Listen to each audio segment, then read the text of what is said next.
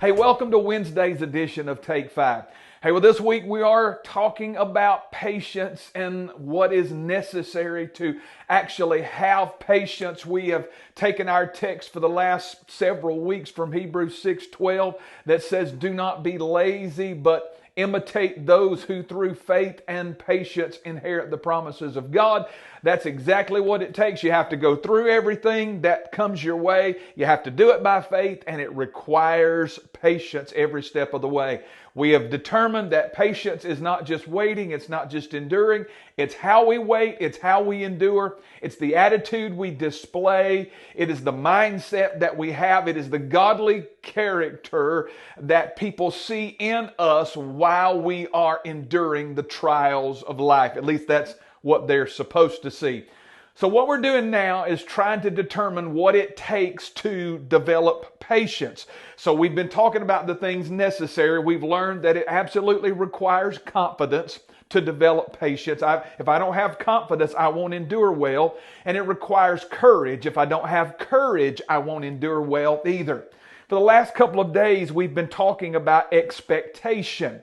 Expectation is necessary because it has to do with what I'm believing is going to be the end result of where I am.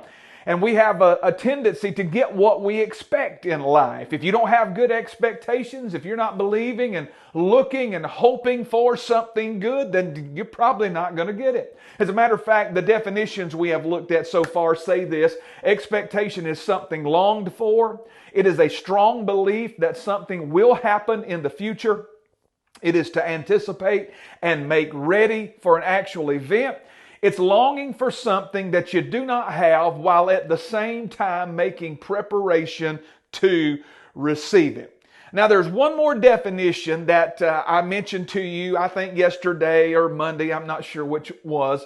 But there's one more definition that we haven't talked about, and we're gonna discuss that today. This definition seems kind of strange at first, but I believe it will make sense when we really look at what it means. The Hebrew word for expectation is tikvah, and the fifth definition is this: literally a cord that attaches you to something not yet attained. It is a cord, literally a cord that attaches you to something not yet attained. Now you will find this word used in Joshua chapter 2 as Israel is about to go in and take the promised land finally. They've waited their 40 years out in the wilderness. That first generation of Israelites has died off now because of their rebellion. Moses has died and Joshua has succeeded him, and now he's about to lead them into the promised land. Well, Joshua sends two spies in to spy out the first city that they are going to have to deal with. That city was Jericho. So the spies sneak down, get across the Jordan, go in, and they spy out Jericho. Once they get into Jericho, they meet up with a woman named Rahab, who is a harlot, and Rahab tells them that the whole city is afraid of Israel because they've heard how awesome God has been doing things for them. And the whole city is in terror now because they feel like that this unstoppable nation with this unstoppable God is about to come down on them. And so she hides them and doesn't let anybody know, and she sneaks them out. And I want to read this passage to you because we'll find that word tikvah, that cord, we'll find that use of expectation in this passage. So the Bible says she let them down by a rope through the window, for her house was built into the city wall, so she lived on the wall. So remember that. It's important that you know that Rahab's house was built into the city wall. She said to them, "Go to the hills, or the pursuers will encounter you. Hide there 3 days until they have returned, then afterward you may go your way." The men said to her, "We will be guiltless with respect to this oath of yours that you have made us swear.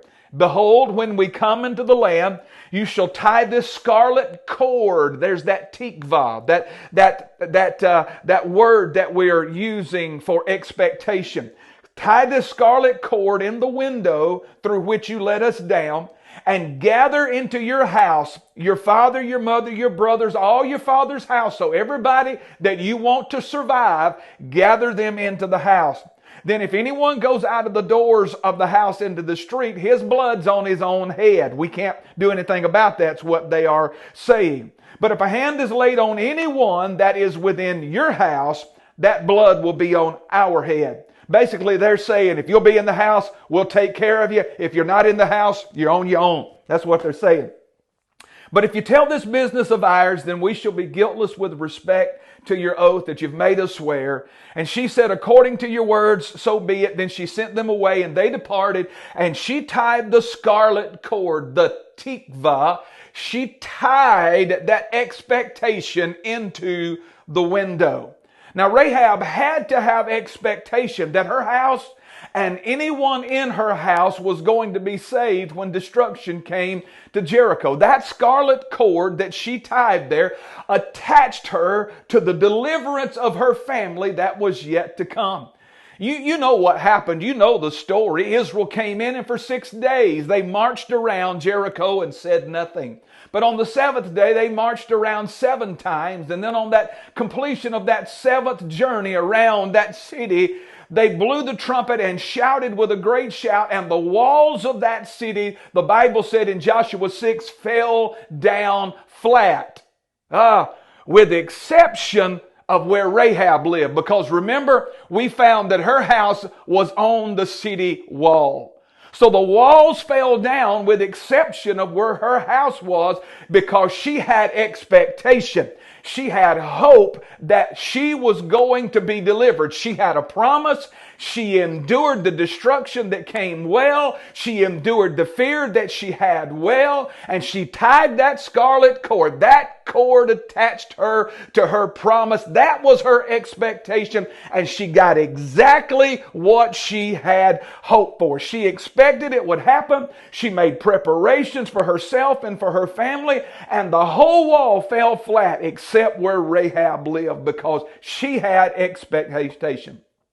Friend, I said it a couple of times this week, but it bears repeating. When a husband and wife find out that they're going to have a baby, they don't wait until the baby arrives to prepare the nursery.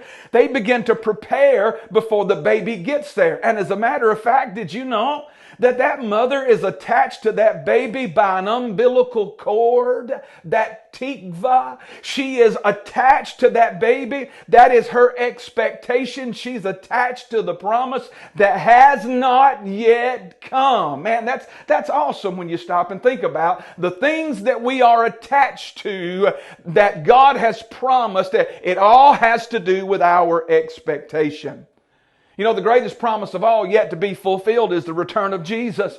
And we should be expecting His return at any moment. And I just wonder, are we doing anything that proves we are expecting His return? Rahab made sure that her whole family knew that they had to be in the house if they were going to be spared destruction.